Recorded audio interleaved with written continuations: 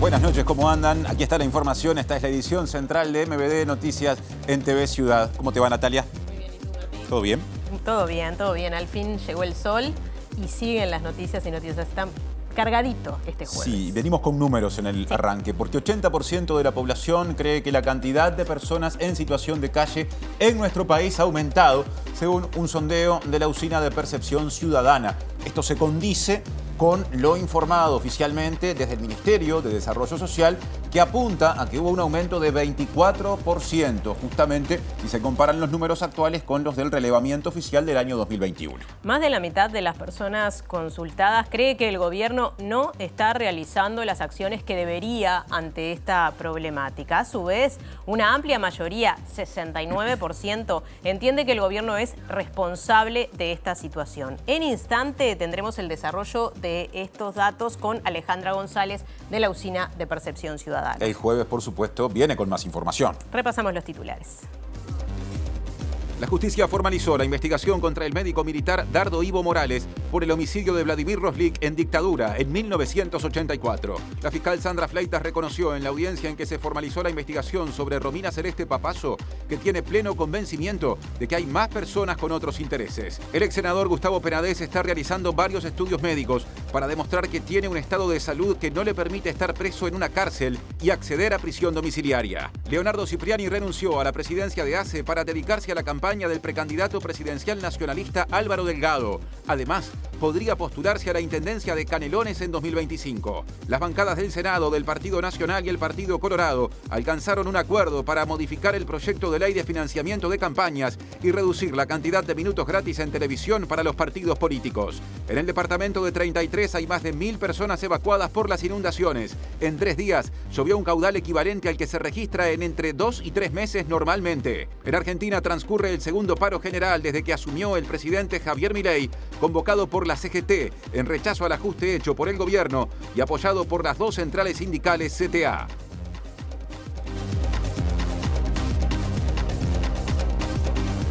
Nos pueden ver a través de la pantalla de TV Ciudad, a través de tvciudad.uy, nos pueden seguir en vivo por YouTube y nos pueden escuchar por la radio de la Universidad de la República, uniradio.edu.uy o 107.7 FM. Ahora sí salimos del estudio. Porque hay adelanto de móvil desde la Ciudad Vieja para prestarle atención. Diego Martini anda por ahí, así que ya nos contará qué se trae. ¿Cómo te va, Diego? Hola Martín, hola Natalia, buenas tardes para todas y todos. Nos encontramos en la sede central del BROW y vamos a hablar justamente de una modalidad que se está haciendo cada vez más recurrente, que tiene que ver con el conocido cuento del tío, que termina siendo una estafa donde personas desconocidas llaman a generalmente personas mayores y se hacen pasar por un familiar para quitarle dinero. Y esto sucedió en estos últimos días, una persona fue agarrada, pero hay un caso récord donde a un adulto mayor le quitaron $700.000. Así que vamos a estar hablando con la gerenta del BROW para ver qué cuidados hay que tener. Y de la Ciudad Vieja, El Cordón, actividad programática de campaña con Julieta Núñez Tomás. ¿Cómo te va, Julieta? ¿Cómo estás, Martín? Muy buenas tardes. Así es, nos encontramos en la sede de campaña de Carolina Cose, precandidata por el Frente Amplio. En este momento se está conversando sobre la infancia y adolescencia en el Plan País. Se está hablando en este momento la profesora nutricionista Alejandra Girona, ya estuvo el economista Mauricio da Rosa. Vamos a volver unos minutos con una nota para profundizar en cuáles son las acciones de campaña que se piensan justamente en este ámbito. En otro adelanto, para Yamandú Orsi, el presidente de la República no entendió sus afirmaciones. Esto es en relación a las declaraciones de Luis Lacalle Pou, en las que dijo que era igual de grave la denuncia falsa contra Orsi que señalar que detrás de ella hay una campaña político-partidaria. Para mí es tan grave la acusación falsa sobre el presidenciable Orsi, es tan grave lo que él sufrió, como devolver diciendo que hay una operación política partidaria. Me preocupa que no haya sabido leer lo que yo dije, eso sí, o que aparezca destemplado el presidente, eso sí me preocupa. No me molesta, porque yo dije claramente que era partidario. Ahora, desarrollo informativo. Les contamos que en la audiencia en la que se formalizó la investigación sobre Romina Celeste Papazo, la fiscal actuante Sandra Fleitas dijo tener pleno convencimiento de que hay más gente involucrada, que hay más cosas por detrás de esa denuncia falsa sobre Orsi. Según la fiscal, la abogada de Papazo, Elizabeth Froge, podría aportar información en este sentido.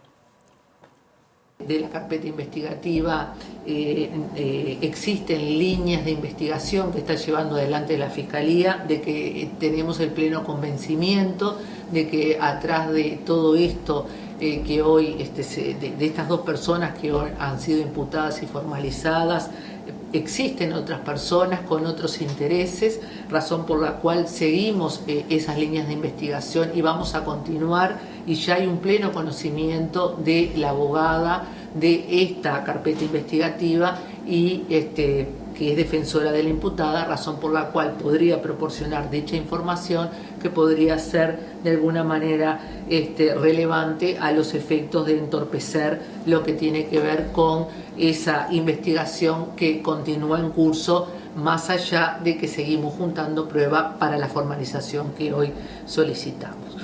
Por otro lado, también surge de la audiencia que Romina Papazo y Paula Díaz viajaron juntas a Buenos Aires. Según datos de Migraciones, a los que accedió la diaria, tanto Romina como Paula viajaron el 19 de noviembre en el auto particular de la ex integrante del Partido Nacional y volvieron el 29 del mismo mes con un joven argentino de 19 años. El 30 de diciembre, Romina Celeste volvió a viajar al país vecino y volvió 2 meses después. El 23 de enero estuvo en la Embajada de Uruguay en Buenos Aires. Según informó en un comunicado el embajador Carlos Enciso, Papazo nunca mantuvo reuniones ni audiencias con autoridades de la embajada ni el consulado. El comunicado responde a alusiones, en ese sentido, del presidente del Frente Amplio de Florida, Richard Tessier.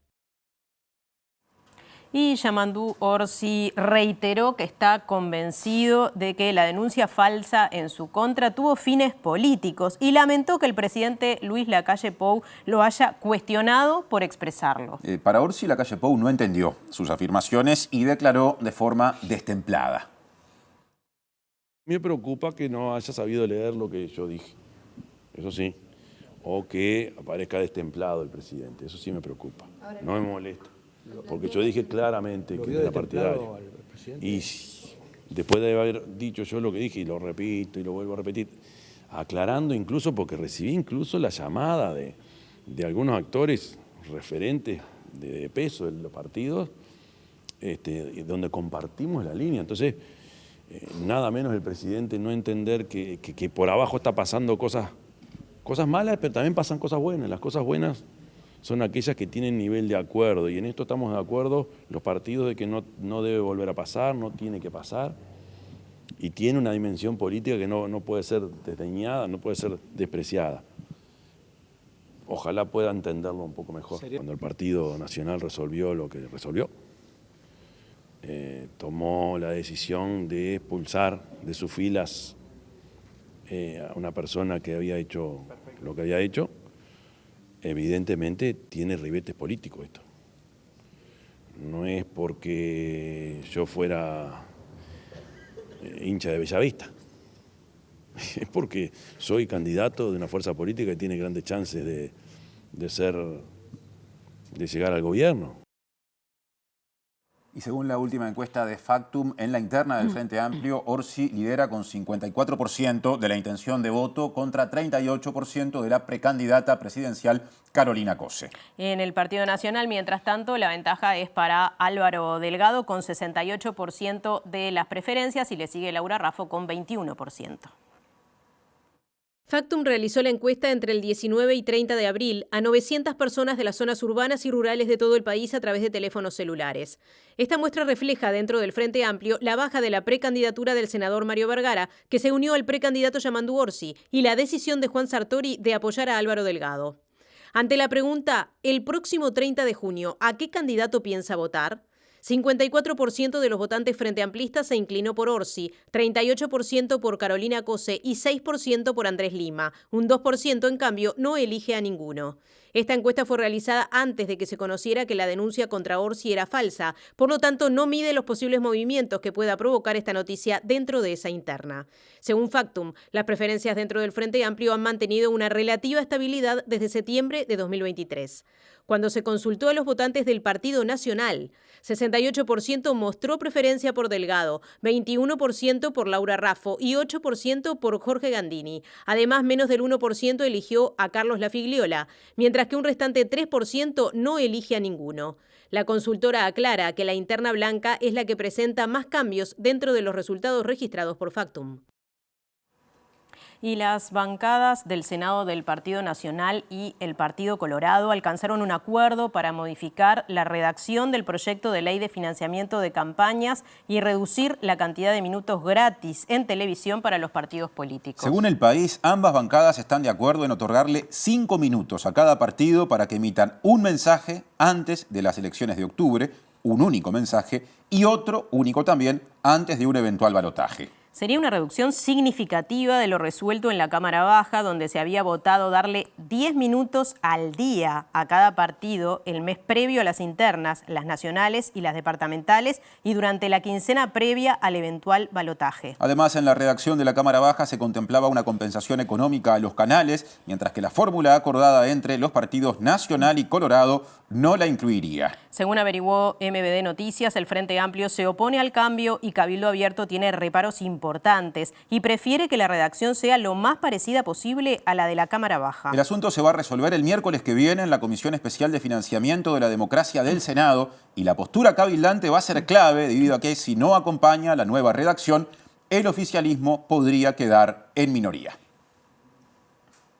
Otro tema, la justicia formalizó la investigación contra el médico militar Dardo Ivo Morales por el homicidio de Vladimir Roslik en 1984 durante la última dictadura cívico-militar. Morales es, por un lado, considerado responsable del interrogatorio que se le hizo a Roslik, naturalmente con torturas, y además también se lo vincula a diversas violaciones a los derechos humanos en la misma época a pobladores y pobladoras de San Javier en el departamento de Río Negro. Varios habitantes de la localidad de San Javier, departamento de Río Negro, fueron víctimas del militar Dardo Ivo Morales por la tortura, privación de libertad, abuso de autoridad y lesiones que ejerció contra ellos en el batallón número 9 de Fraiventos. Uno de esos habitantes era el médico Vladimir Roslik, asesinado el 16 de abril de 1984. En el día de ayer, la jueza Selva Siri de Fraiventos dispuso la formalización respecto a Dardo Ivo Morales, uno de los principales responsables, según todas nuestras investigaciones, de la represión que sufrieron los habitantes de San Javier, incluido Vladimir Roslik. Esta formalización había quedado pendiente, digamos, por alguna discusión respecto de una situación que particularmente tenía Morales, que fue procesado en el régimen del anterior código en el año pasado. Por lo tanto, tiene actualmente dos causas o dos imputaciones. Una por represiones en el año 1980 y esta segunda que se dispuso en el día de ayer por la represión en dos periodos distintos, años 80 y 84, y con relación a otras víctimas. Por lo tanto, soporta ambas imputaciones. Y se adoptó ayer también, además, las medidas cautelares de aplicación de tobillera electrónica, prohibición de salir del país, retención del pasaporte, en fin. Se abre a partir de ahora un año para que la Fiscalía Especializada en Crímenes de Lesa Humanidad acuse a estas personas y luego existe la posibilidad de un juicio oral y público en Fraiventos por estos hechos. Presenta Antel Empresas. ¿Tenés Antel? Tenés un socio para hacer crecer tu negocio. Bajaron las temperaturas y aumentó la cantidad de mosquitos. Es uno de los temas del día, esta invasión. Vamos a preguntarle a Martín Duarte, que quizás nos pueda responder por qué se da esta situación y qué tenemos que hacer, Martín.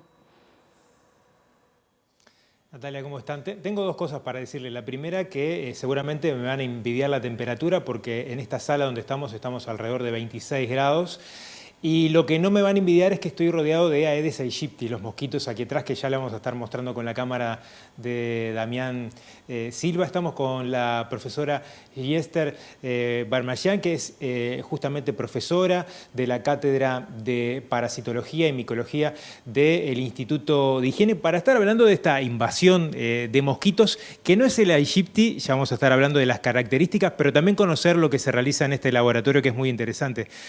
Profesora, ¿qué características tiene y por qué se dio esta invasión de este Aedes, que no es el aegypti, pero que sí transmite enfermedades? Vamos a conocer un poco de sus características. Bueno, este es Aedes albifasciatus, que es un mosquito, es el mismo género que Aedes aegypti, pero es diferente. Este es un mosquito más grande que Aedes aegypti, de color marroncito. No tiene tanta, o sea, no tiene la antropofilia marcada que tiene Aedes aegypti, sino que este otro albifasciatus, el que está ahora, pica a personas, animales, a lo que venga. Y es un mosquito que pone los huevos en el suelo, en lugares que se van a inundar en algún momento, y el ciclo se inicia cuando ese lugar se encharca. Y hemos pasado de un montón de lluvia, con suelos muy encharcados en parques, y bueno, obviamente el ciclo se empieza a dar, y en unos 10 días, menos de 10 días seguramente, eclosionaron estos adultos que son sumamente agresivos, sumamente voraces, y que molesta mucho su picadura, ¿no? Vamos a estar mostrando por acá incluso la diferencia con el aegypti, sí. Pero en particular una pregunta que se hace toda la gente es ¿cómo soportan los fríos y estas temperaturas? Porque hoy uno veía, ni que hablar las bajas temperaturas, pero que se agrupaban justamente en las puertas tratando de buscar un poco de calor. Sí, igual es un mosquito que tolera temperaturas más bajas que Aedes aegypti. De hecho, es uno de los mosquitos más australes que existe, ¿no? Acá tenemos la diferencia entre el aegypti y en particular este. Sí, estos que tenemos aquí son Aedes albifasciatus, que son los más grandecitos y marroncitos, y los más pequeños que están hacia la izquierda de la cajita de Petri son Aedes aegypti, que son más pequeñitos y negritos. Bueno, albifasciatus en realidad pasa eso. ¿Es el conocido como el mosquito de las inundaciones? Es el mosquito de las inundaciones, y obviamente ahora estamos con tanta lluvia en un brote, en una explosión de mosquitos que nos van a molestar bastante por unos días más, ¿no? Esta situación compleja en Brasil de inundaciones que se está arrastrando también al territorio uruguayo, puede generar mayores complejidades al respecto de la presencia de este mosquito y de otros. Bueno, no te sabría decir, porque en realidad cuando decimos mosquito inundaciones hablamos de mosquitos que crecen cuando llueve mucho y se encharca, pero las inundaciones de Brasil, que viste que es escasas abajo del agua, yo creo que ahí no queda nada en realidad. Pero este mosquito sí, se ha encharcado todo el campo ahora, todos los parques, los jardines, y obviamente ha hecho su ciclo. Bueno, cuéntenos de este proyecto interesante que se lleva acá. Estamos viendo con la imagen de Damián lo que es un criadero, en este caso sí de Aedes, que acá tiene, estos son los huevos de Aedes, que a diferencia de este mosquito que se está haciendo presente ahora, que lo deposita sobre el piso, estos son los huevos de Aedes aegypti. Aedes aegypti, sí. Cuando digo, quiero recalcar que cuando Aedes albifasciatus decimos en el piso, en tierra, ¿no? O sea, en jardines, en fondos, en parques, etc. Aedes aegypti es un mosquito que las hembras ponen los huevos en paredes de recipientes que podemos ofrecer nosotros, que en algún momento vayan a colectar agua, o de repente algún hueco de árbol o lo que fuera. Entonces nosotros lo que hicimos fue poner un papel en esas paredes para que las hembras ellas pegan los huevitos en ese lugar que en algún momento se va a llenar de agua para que continúe el ciclo. Y tenemos acá un papel donde cada uno de estos puntitos negros es un huevito de Aedes aegypti. Nosotros tenemos un proyecto en marcha junto con el Ministerio de Salud Pública y la Agencia Atómica Internacional, con colaboración de la Organización Panamericana de la Salud, y la UDELAR, ¿no?, que somos nosotros, que es el de criar mosquitos Aedes aegypti. O sea, todos estos mosquitos que estamos viendo en imágenes nacieron acá. Todos nacieron acá, los de las jaulas. ¿Sos la mamá de los mosquitos? No, yo no. Los compañeros, yo podría ser la abuela, digamos. Los compañeros que trabajan directo con los mosquitos son los papás y las mamás. Yo digamos que soy la abuela, es una chanza, ¿no? Pero la idea es criarlos. ¿Para qué? Ahí va. Sí, porque vamos a esterilizar los machos antes de que lleguen adultos en la etapa de pupa y liberarlos a la naturaleza. Los esterilizamos mediante una radiación que no es nociva para ellos, y el macho va a seguir continuando con su vida, va a seguir continuando con sus instintos, no le cambiamos el comportamiento, pero sí lo esterilizamos. Y la idea es que compitan con los machos de la naturaleza por las hembras copulan una única vez y se llenan con el esperma que le va a ofrecer ese mosquito macho que liberamos nosotros, y de esa manera esa hembra, los huevos de esa hembra no van a ser fecundos, o sea, ella va a poner los huevitos igual, pero esos huevitos no van a continuar su ciclo. ¿Eso tiene un impacto en la población? Bueno, la idea es, tenemos que medir todo eso, es una medida de control más a aplicar para controlar este mosquito que se ha vuelto incontrolable, ¿no? Aedes aegypti se volvió incontrolable, a pesar de que las medidas de control están repetidas innumerables veces desde que este mosquito reapareció en Uruguay en el año 1997. Nos hemos cansado de la palabra descacharrizar, nos entra por todos lados, todo el mundo nos dice, pero obviamente el mosquito es sumamente exitoso porque a pesar de todas las campañas de control y de lo que cada uno tiene que hacer y que obviamente sabe, dependerá cada uno si lo hace o no, este mosquito ha llegado a un nivel tal que está provocando en este momento que tengamos una epidemia de dengue de transmisión autóctona como nunca se vio en una cantidad de años enorme acá en nuestro país. Entonces la idea es esa, de que tratemos de disminuir la población de mosquitos como para evitar la densidad de mosquitos necesaria como para que haya transmisión. Brevemente para cerrar, porque tengo que redondear, ¿hay algo que le atrae más a los mosquitos a la hora de picar? Sí, claro, ellos se atraen por distintas cosas. Una de las cosas son los olores. O sea, les gusta mucho el olor a queso o el olor a pie, que podemos tener algunos, que en algunos es más fuerte que en otros, atrae mucho a los mosquitos. Muchas gracias, muy amable. Bueno, así que a higienizarse los pies, el olor a pata es atractivo para los mosquitos y los puede picar más, un poco la conclusión de este móvil entre otros aspectos y este interesante proyecto que se lleva a cabo acá en la Universidad de la República. Presentó Antel Empresas. ¿Tenés Antel? Tenés un socio para hacer crecer tu negocio. Ahora agenda de la salud y de la política, porque Leonardo Cipriani renunció al cargo de presidente de ACE e hizo un balance de su gestión y eligió destacar lo que a su criterio son avances en el tratamiento de alteraciones en el desarrollo durante la niñez. Señaló además que el vínculo con el personal fue bueno y que los problemas con el Sindicato Médico del Uruguay fueron por motivos político-partidarios. Lo más importante es lo que hemos potenciado en nuestros hospitales con las capacidades de resolución. Nuestros hospitales hoy en día tienen CTI, operan, tienen un mayor índice de resolutividad que beneficia al paciente que vive en el lugar donde tiene algún antecedente, donde vive. Las casas del desarrollo de la niñez para mí han sido fundamentales para todos esos niños con alteraciones del desarrollo que quedaban sin tratamiento. Hoy en día tienen tratamiento. ¿Cuántos niños están accediendo a sus servicios? 55.000 pasaron y están en tratamiento en forma continua arriba de 5.000, 5.500. Y vamos por la casa número 9. Se va a llegar al final de este periodo, el próximo directorio que sigue tiene 4 casas más para terminar de ponerlas en funcionamiento, que ya está toda presupuestada. ¿Qué valoración se hace del diálogo que hubo con el sindicato durante estos 4 años? Muy buena. Mirá, de hecho no hemos tenido conflictos grandes, importantes. Digo, no tuve ninguna ocupación. Siempre cuando hubieron intentos, siempre las dialogamos antes.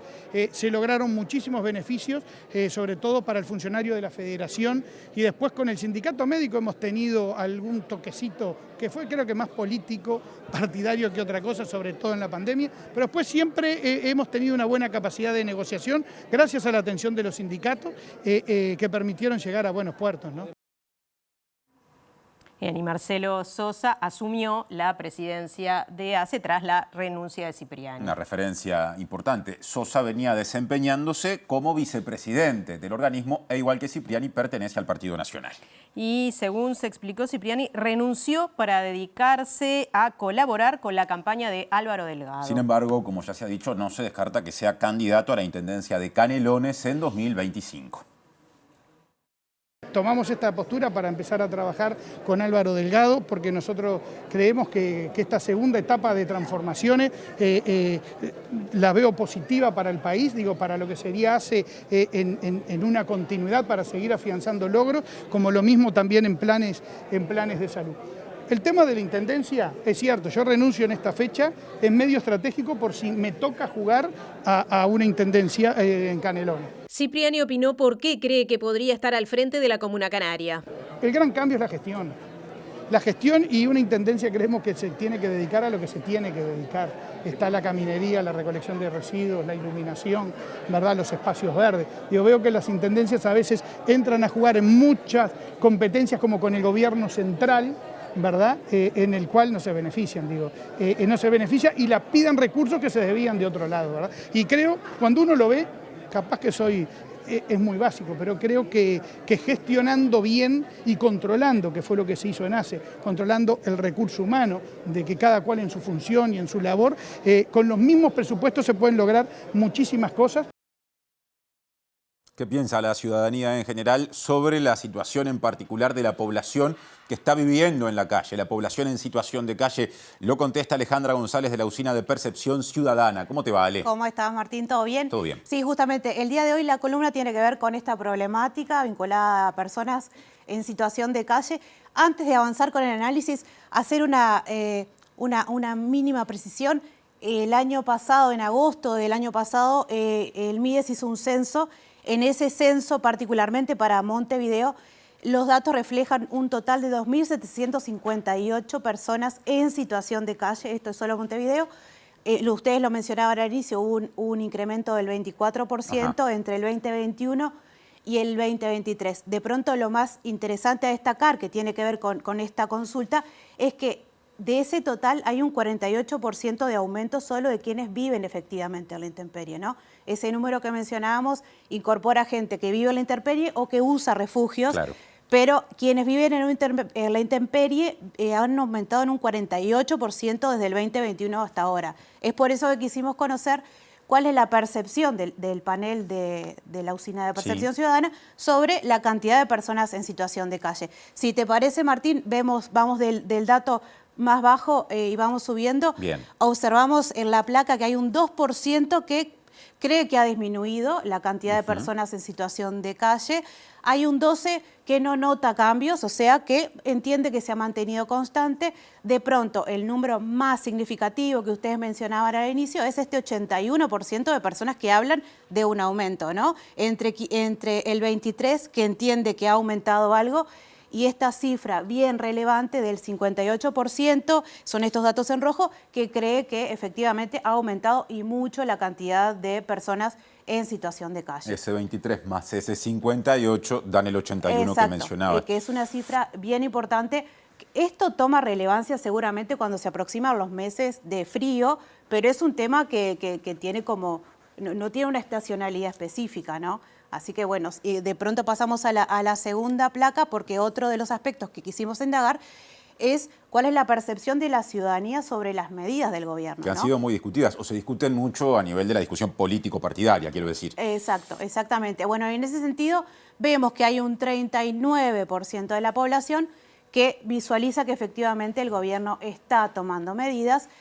Y en contrapartida, más de la mitad del panel, o sea, más de la mitad, este 51%, no visualiza que el gobierno esté tomando medidas para trabajar en el tema vinculado a personas en situación de calle. ¿Y se le atribuyen responsabilidades al gobierno en el problema? Bueno, ese tema también lo quisimos relevar, que lo planteamos en la placa que viene, sobre todo, ahí va, en esta placa lo que quisimos saber es ¿cómo mide la ciudadanía la responsabilidad del gobierno en esta problemática y en este aumento? Aquí vemos que también de menos a más, vemos que hay un 8%, ahí marcado en verde, que dice que no tiene responsabilidad el gobierno. El resto, en el resto de los casos se ve una responsabilidad. Hay un 19% que le atribuye poca responsabilidad, bien.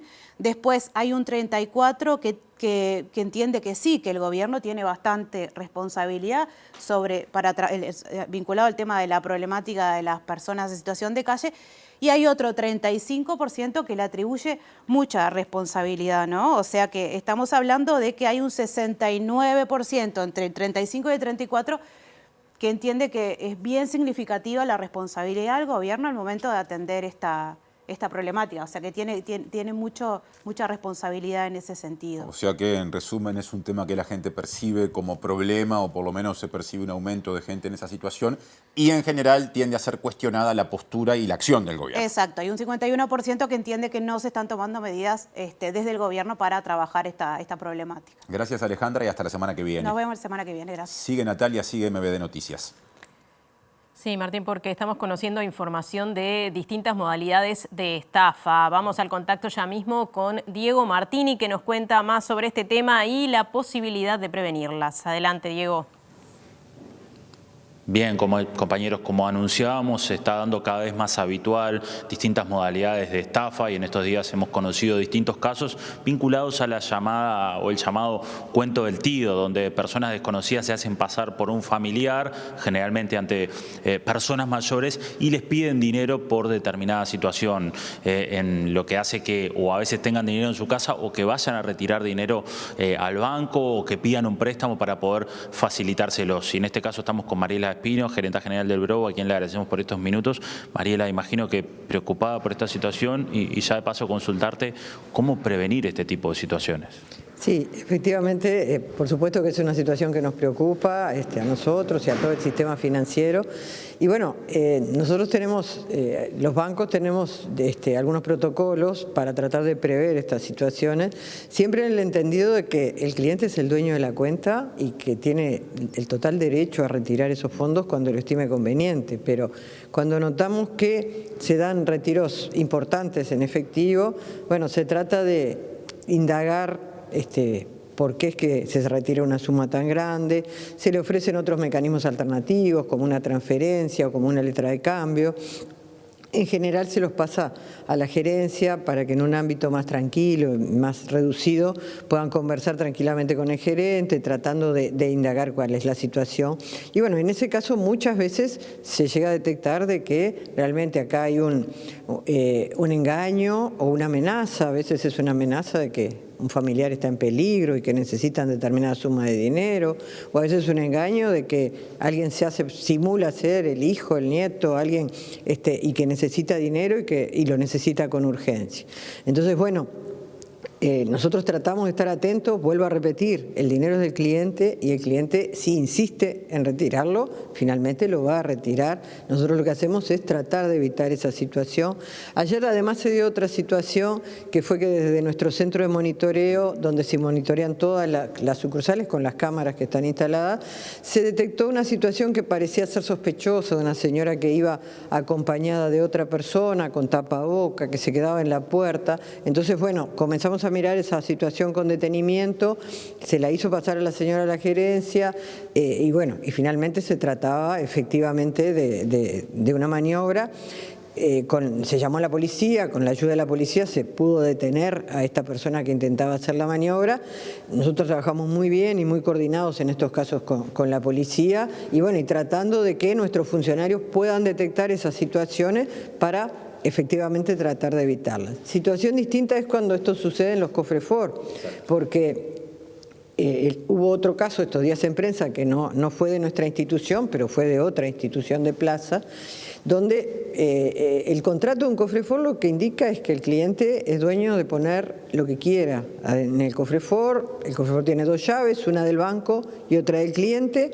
Cuando la persona va al cofre, el funcionario del banco le abre la llave del banco y tiene la obligación de retirarse y dejarlo en un recinto que no tiene cámaras y que es privado, y allí el cliente saca o pone lo que quiere en el cofre.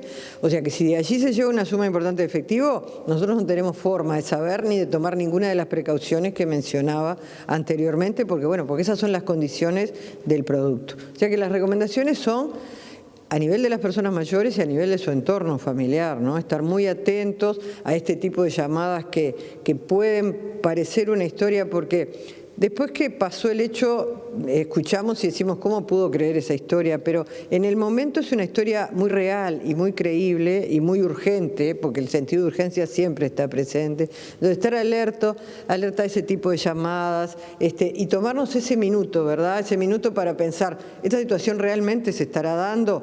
Consultar con un familiar, con alguna persona de confianza y no salir apresuradamente en busca de dinero en efectivo.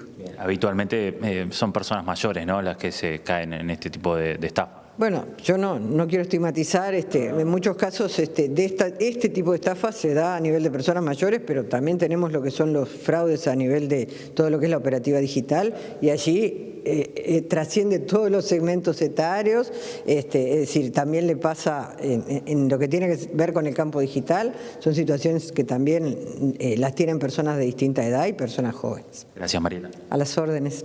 Volvemos a estudios, compañeros. Gracias, Diego y resto del equipo. Les contamos que los senadores Frente Amplistas Óscar Andrade y José Núñez promovieron un intercambio entre el Ministerio de Trabajo y Seguridad Social, la Universidad de la República y el PIT-CNT con la finalidad de que a futuro se pueda aprobar un proyecto de ley que regule los despidos injustificados. Bueno, y Andrade dice que los despidos sin fundamento predominan en varios sectores en el país. Bueno, a nivel internacional, desde el año 82 existe el convenio 158 que regula esto, la prohibición del despido sin causa justificada, de distintas maneras, algunas muy duras. Por ejemplo, un tribunal que plantea el reintegro. En este caso, no fuimos por la propuesta de máxima, sino una de mínima. Si bueno, un tiempo previo que avise el despido, que fundamente, y si eso no se cumple, que el despido sea un despido mejorado. Pero nos parece que es un inicio para regular una práctica que no es contra el empresario, es contra una mala práctica empresarial. Consultado acerca de la propuesta del precandidato presidencial nacionalista Álvaro Delgado de reducir en 15.000 la cantidad de puestos laborales en la plantilla pública, Andrade señaló: ¿Precisamos o no más escuelas de tiempo completo? ¿No? Yo creo que es abrumador que sí. ¿Precisamos o no superar el 3% de personal médico que está al norte del Río Negro? ¿Precisamos más médicos comunitarios? Eso lo vamos a hacer sin enfermeras y sin médicos. La discusión más menos funcionarios públicos, sin discutir el paquete integral de la política. O sea, en cada línea de desarrollo me parece tan pequeña. Entonces, lo que tenemos que abrir es una discusión integral de decir, bueno, cuáles son las políticas que hay que impulsar y medir si las condiciones que tenemos dan o no para impulsar esas políticas. Yo creo que en áreas enteras nos vamos a encontrar que precisamos más recursos para atender esa problemática.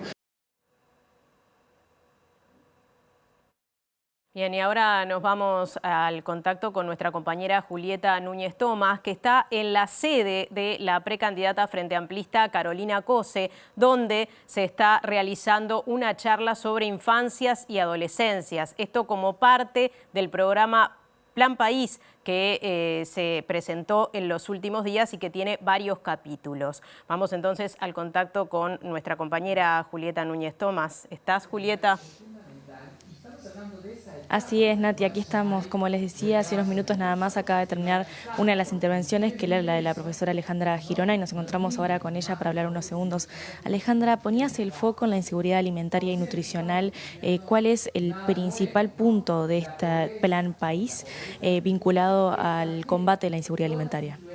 Bien, hay dos acciones específicas vinculadas al término de inseguridad alimentaria. Y que recalcábamos también que hay un montón de otras acciones que se presentaron esta semana que van a implicar, obviamente, la mejora de la seguridad alimentaria.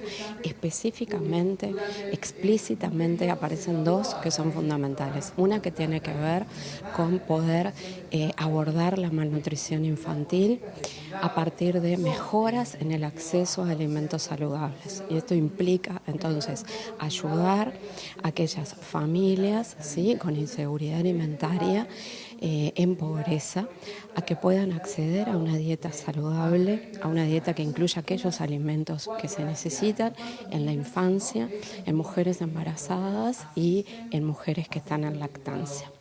Lo otro tiene que ver con abordar la adolescencia como una segunda ventana de oportunidades que la evidencia nos muestra que es sumamente importante también trabajar en aspectos vinculados a la alimentación y a la nutrición, fundamentalmente en las primeras etapas de la adolescencia. Entonces aquí el fuerte está puesto en poder ampliar el programa de alimentación, de un programa de alimentación para adolescentes escolarizados en todo el país y que permita a estos adolescentes cubrir al menos una ración diaria de esa alimentación que necesitan para crecer y desarrollarse. Tú hablabas y focalizabas en que el problema de la inseguridad alimentaria en nuestro país no tiene que ver con la falta de alimentos, sino con la negación de alimentos hacia determinadas poblaciones. ¿Qué es lo que se ha hecho mal en la gestión de los alimentos en nuestro país? En realidad, abordar las cuestiones vinculadas a la seguridad alimentaria y lo decíamos, es multidimensional, ¿no? Ha habido avances, pero indudablemente han sido insuficientes. Cuando uno ve las cifras de inseguridad alimentaria en los últimos datos oficiales e informes oficiales que se presentan en el país, vemos cómo sigue habiendo una concentración importante de la inseguridad alimentaria en todos sus grados, moderada y grave, en determinadas regiones del país, en determinados grupos, como es en la pobreza, como es en los niños, niñas, y en hogares con menores de 18 años. Por lo tanto, seguramente esto tiene que ver con que en un país en donde tenemos alimentos disponibles, aún no hemos logrado distribuir esos alimentos de la mejor manera. Y esto tiene que ver con el costo, con un acceso económico y por lo tanto con no contar con el dinero para la compra de alimentos. ¿Cómo viene trabajando en particular los expertos, las expertas en una campaña política particular, en el armado de una agenda, en este caso el Plan País? En realidad son espacios de mucho trabajo, espacios interdisciplinarios, porque cada uno de los problemas que se enfrentan, en este caso la inseguridad alimentaria, como te decía, es multinivel, multidimensional y por lo tanto venimos trabajando en un equipo de economistas, médicos, nutricionistas que lo que hacen es poder abordar estos problemas. Muchísimas gracias, Alejandra. Y cerramos por aquí en móvil, les dejamos con las imágenes del evento que se está desarrollando aquí en la sede central el 18 de julio de Carolina Cose.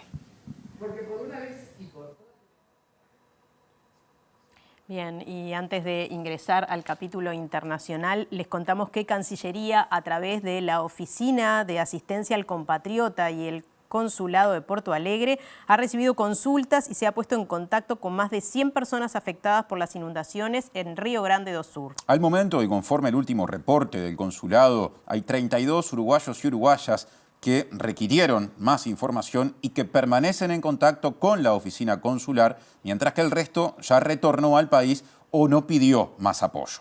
Según comunicó el Ministerio de Relaciones Exteriores, hasta el momento no se ha recibido ninguna solicitud para volver a nuestro país por situaciones de vulnerabilidad económica, sanitaria o de otro tipo. Presenta Mercado Agrícola de Montevideo, en el corazón de un barrio donde late la ciudad. Mercado de Historias. Mercado de Historia.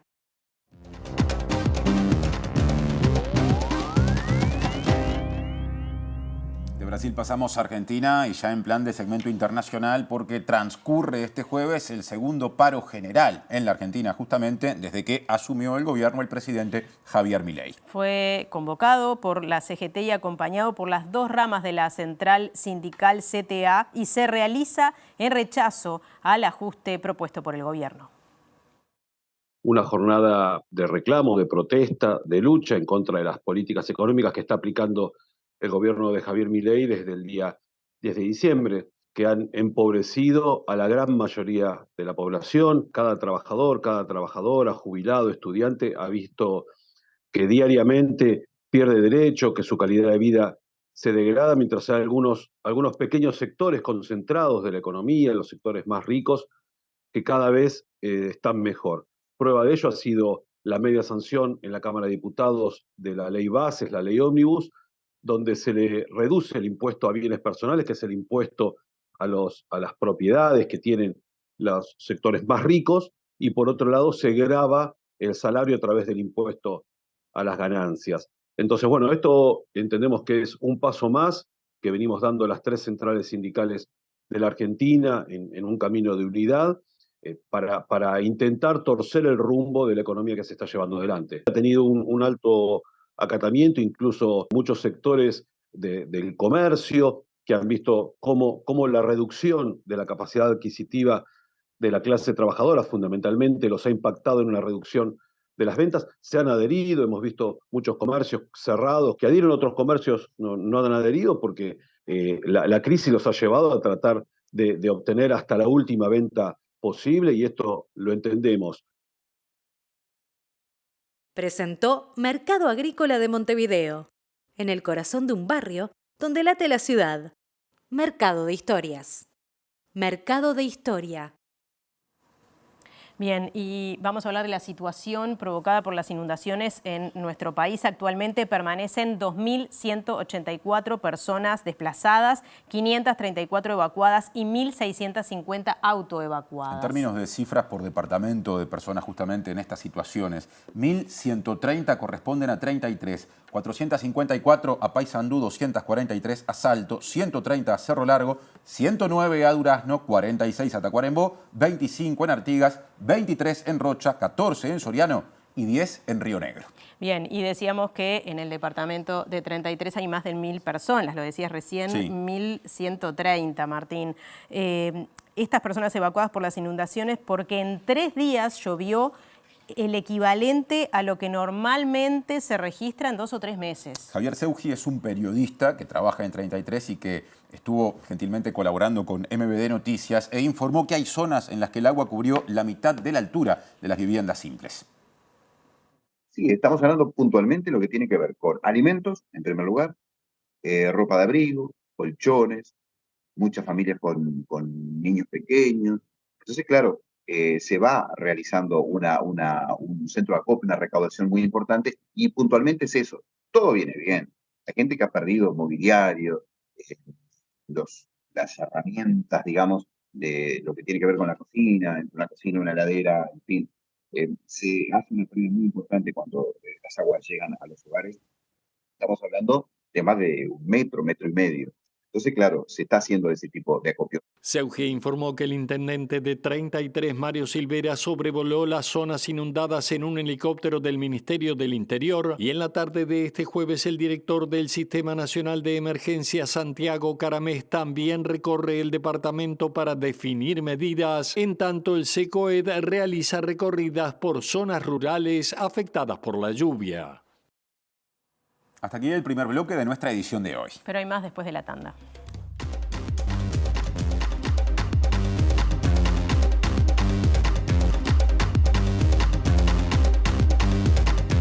El segundo bloque en MBD Noticias. Tema vinculado con el que elegimos para comenzar el desarrollo informativo de hoy. La defensa del ex senador Gustavo Penades planea revisar pruebas luego de que se supiera que la denuncia de Papazo contra Orsi, no contra Penades, era una denuncia falsa. Además, la jueza Vargas habilitó a que Penades brinde entrevistas a la prensa, algo que la fiscal Alicia Guione había negado.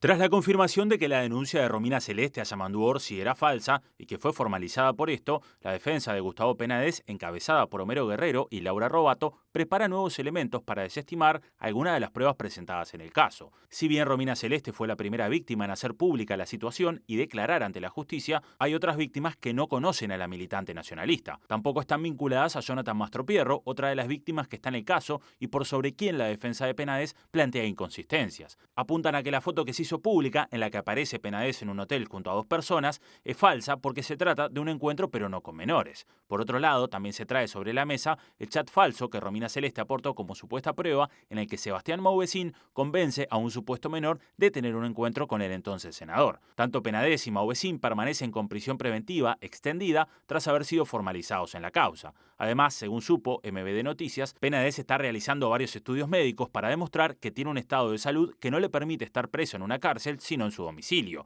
Esto fue solicitado por la defensa de Penades en varias oportunidades, pero le fue negado por la justicia. Según publicó Búsqueda hoy, Gustavo Penades fue habilitado por la jueza Marcela Vargas a dar entrevistas a la prensa, algo que había negado la fiscal Gione. Para Vargas es necesario cumplir con la libertad de expresión y con garantizar el derecho a la prensa.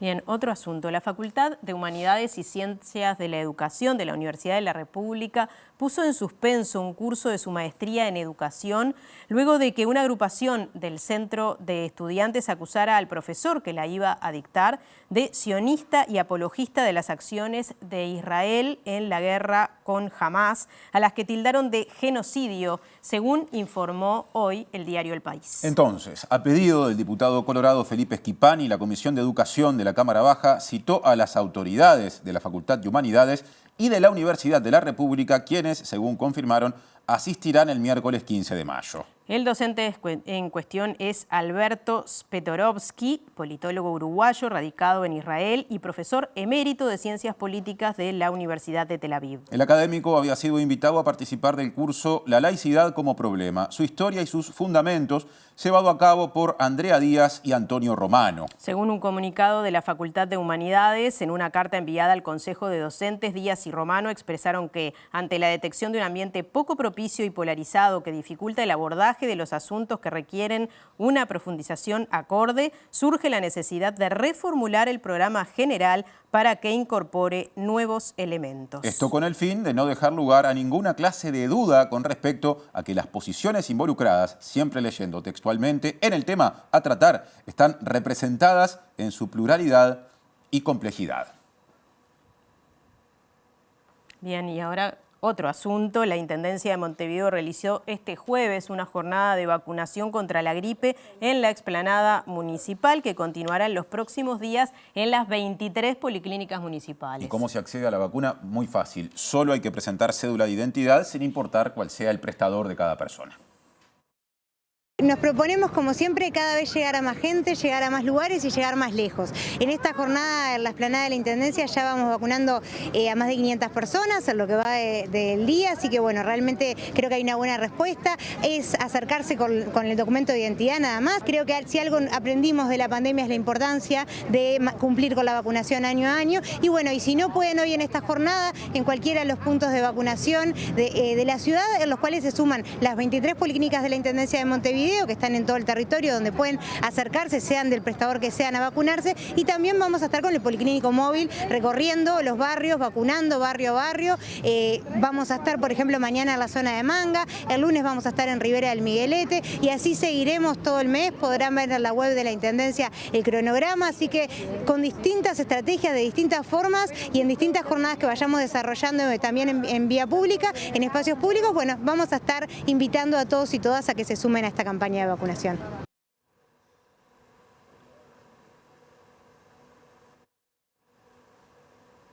Se nos viene el lado B, pero antes, pronóstico del tiempo. Sí, se nos vienen capaz algunas lluvias mañana. Sí. Mañana en la mañana va a estar algo nuboso, pero en la tarde, bueno, va a haber, hay probabilidad de heladas agrometeorológicas en la mañana. En la tarde hay probabilidad de lluvias y tormentas. Claro, eso dice el pronóstico del tiempo para mañana. Pasado mañana, en cambio, mejor panorama, no se prevén lluvias, como lo establece Inumet. Allí estamos viendo las temperaturas. Mañana viernes 4 y 17, el sábado 7 y 17 la máxima. Bien, bueno, ahora sí nos estamos yendo. No se vayan, ya viene lado B y nosotros nos reencontramos mañana. Exactamente, 5 minutos antes de las 7 estaremos otra vez por la tarde. Que pasen bien.